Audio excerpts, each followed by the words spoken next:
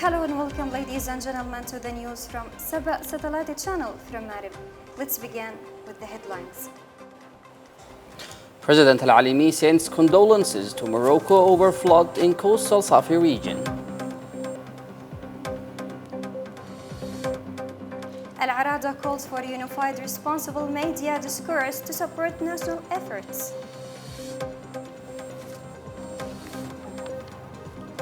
Yemen calls for implementing refugee commitments at Global Forum Review in Geneva.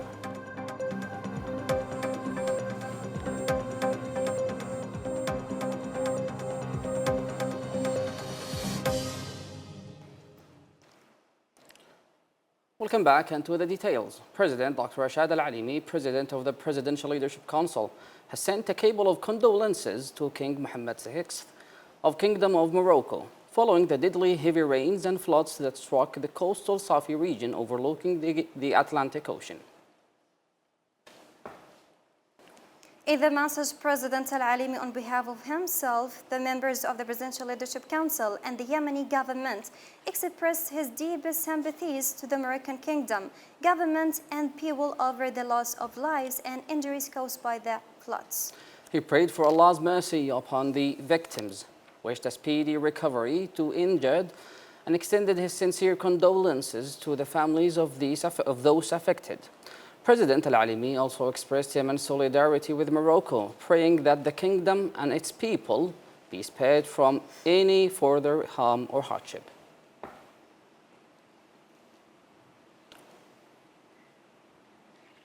President Dr. Rashad Mohammed Al-Alimi, President of the Presidential Leadership Council, has sent a cable of congratulations to King Hamad bin Isa Al Khalifa of the Kingdom of Bahrain on the occasion of the country's National Day.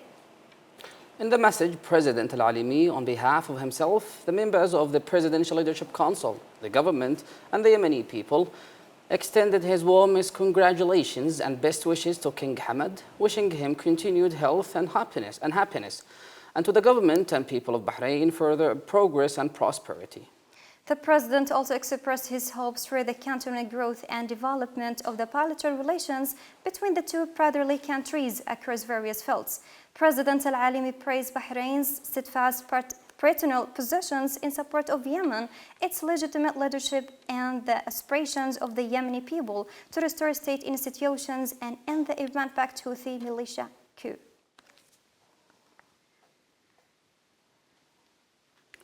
Presidential Leadership Council member Lieutenant General Sultan Al-Arada has stressed the importance of strengthening coordination between public and private media institutions and promoting a responsible national media discourse that serve the country's higher interests. Speaking during a broad meeting with journalists, poets, and artists, Al-Arada said the exceptional circumstances Yemen is facing require a balanced and professional media approach that reflects reality and with honesty, promotes positive messaging, and addresses challenges with transparency and responsibility. He described the media as a key partner in the national struggle and a cornerstone in preserving social cohesion and protecting national content, urging media professionals to avoid divisive content, rumors, and implementary narratives that could weaken the internal front. Al-Arada emphasized the need to confront Houthi militia, disinformation campaigns, and extremist ideology by exposing facts and countering falsehoods with a unified national language that clearly conveys realities on the ground to the world. He called on media professionals and cultural figures to shoulder their national responsibilities, stressing that unifying media messaging and raising public awareness are essential to safeguarding the country and supporting efforts to restore state institutions.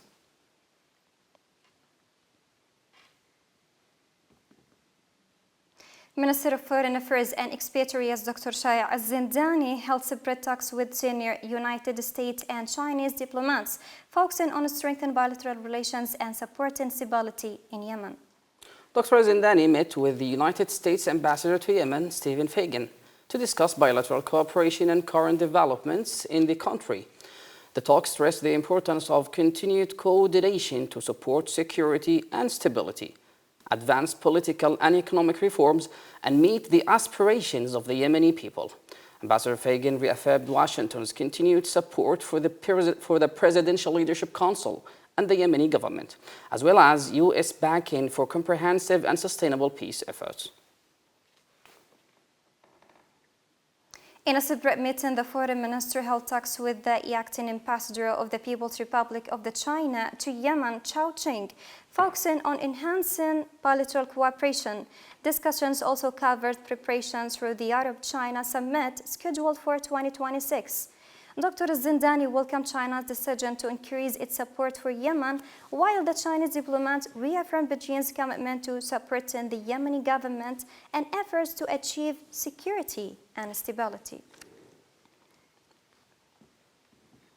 Minister of Transport Dr. Abdulsalam Hamid met today in the temporary capital Aden with Mustafa Al-Banna, regional coordinator of the UN Office on Drugs and Crime, UNODC, to discuss support provided to the ministry's sectors and affiliated institutions. The talks focused on training, capacity building, and the provision of equipment and technical assistance, particularly for maritime and aviation security.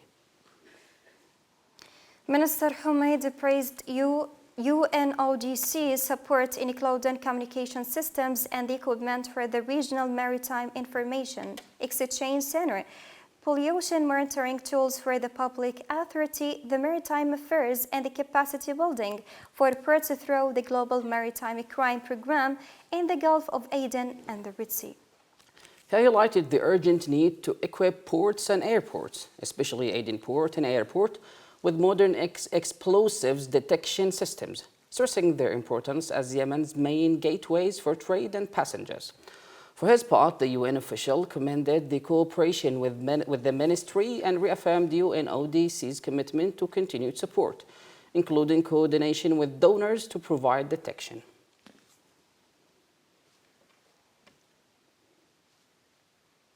Yemen has stressed the importance of moving forward the practical implementation of its action plan related to refugee commitments. Speaking at the progress review meeting of the 2025 Global Refugee Forum in Geneva, the head of the Department of International Organizations and the Conferences at Yemen's Ministry of Foreign Affairs, Ambassador Muthanna Al-Amiri, said Yemen remains committed to implementing the 10 national pledges it presented at the 2023 Global Refugee Forum, despite severe humanitarian and economic challenges facing the country. He noted that refugees and asylum seekers in Yemen continue to receive access to public education, national health services, and protection on an equal basis with Yemeni citizens, reflecting the state's strong humanitarian commitment.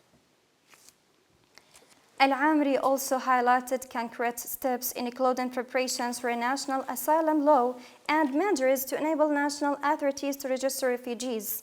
He warned of a growing gap between humanitarian needs and available resources, calling for advanced international partnership and shared financing to support sustainable solutions for refugees and host communities. Minister of Education held a ceremony today in the temporary capital Aden to honor students from Saba Aden and Anibra schools after winning first place at the Global Robotics Challenge 2025, hosted in Riyadh, Saudi Arabia. The event was attended by senior education officials and local authorities who expressed pride in the achievement, describing it as a historic milestone that places Yemen on the global map of artificial intelligence and technological innovation. The Yemeni team outperformed more than 250 teams from various countries, competing against 750 participants.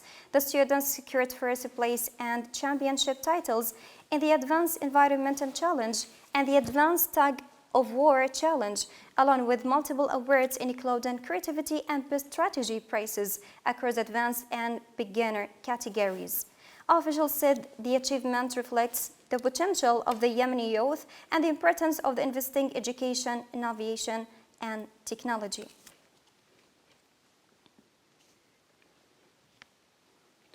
Yemeni researcher Omar al-Shamiri has been awarded a master's degree from the Honorees United Universities, Central University in the Tunisian capital, Tunis, for his thesis titled digitalization of the human resources function.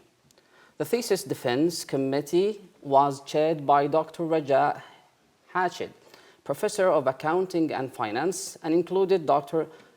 Shahira Ad-Dali, a financial advisor and strategy consultant, Professor Hassan Tagtag as academic supervisor, and Iskandar Al-Asbahi, Director General of the Yemeni General Corporation for Radio and Television, as professional supervisor.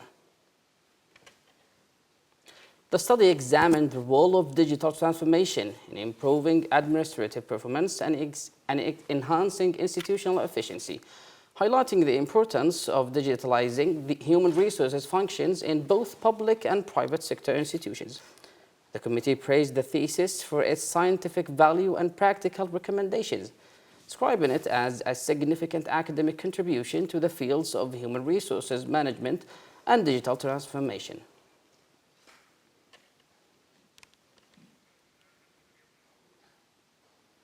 In Yemen, a generation is being stripped of its childhood. The Houthi militia continues to recruit children, pushing boys from classrooms into combat zones, despite repeated international warnings. These practices persist, exposing minors to violence, indoctrination, and exploitation. This report sheds light on how children are drawn into the conflict and the grave consequences that flow.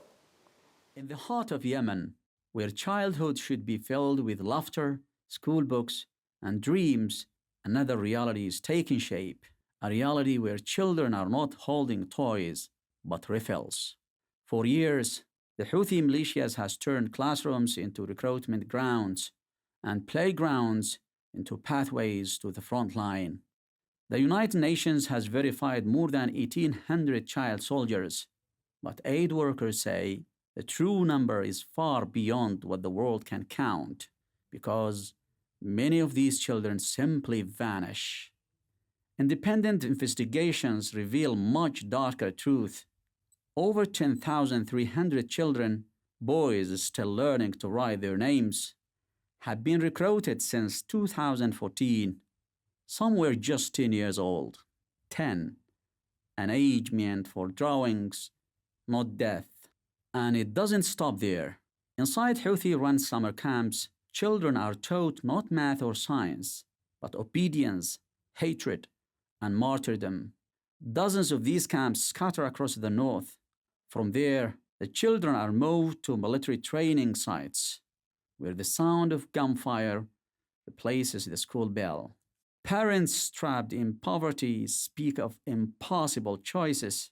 Send your child to fight, or lose the food basket that keeps your family alive. Some families give in, others refuse and are punished. On the front lines, these boys carry ammunition, man checkpoints, and in too many cases, they lead assaults they never return from. Those who survive come back changed, haunted by explosions, nightmares, and trauma too heavy for any child to bear. The Houthis signed an agreement in 2022 to stop recruiting children, but the numbers kept rising. The indoctrination continued, and childhood in Yemen kept disappearing, one boy, one girl at a time. These are not fighters, they are children. Children forced into a war they never choose and robbed of a future the world is still struggling to protect. In Yemen today, the battle to save a nation begins with saving its children. For continuous updates, stay with Saba Satellite Channel from Arab.